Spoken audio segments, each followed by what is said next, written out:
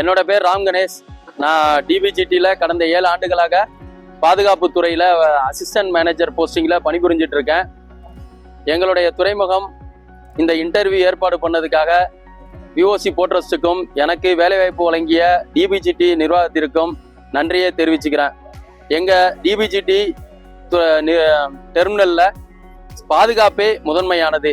இதில் நாங்கள் பண்ணக்கூடிய மெயினான விஷயம் என்ன அப்படின்னம்னா பிபிஇஸ் அப்படின்னு சொல்லக்கூடிய சுய பாதுகாப்பு உபகரணங்கள், தலைக்கவசம், ஒளிர்வண்ண மேலாடை, பாதுகாப்பு காலனி.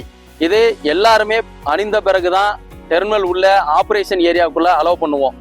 இது இல்லாமல் யாரையுமே அலோவ் பண்ண மாட்டோம்.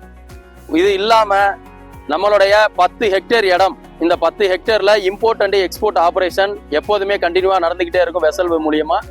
அதில் நாங்கள் பாதுகாப்பில் 0% காம்ப்ரமைஸ் பண்ணியிருப்போம்.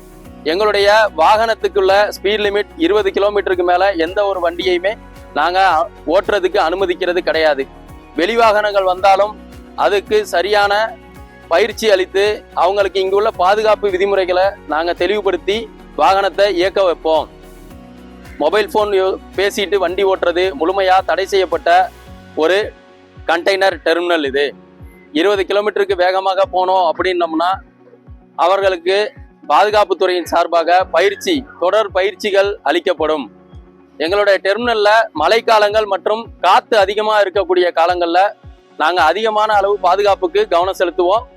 3 டியருக்கு மேலே கண்டெய்னர் எதையுமே ஸ்டாக் பண்ண அலோவ் பண்ணுறதில்ல எந்த ஆப்ரேட்டருக்கும்.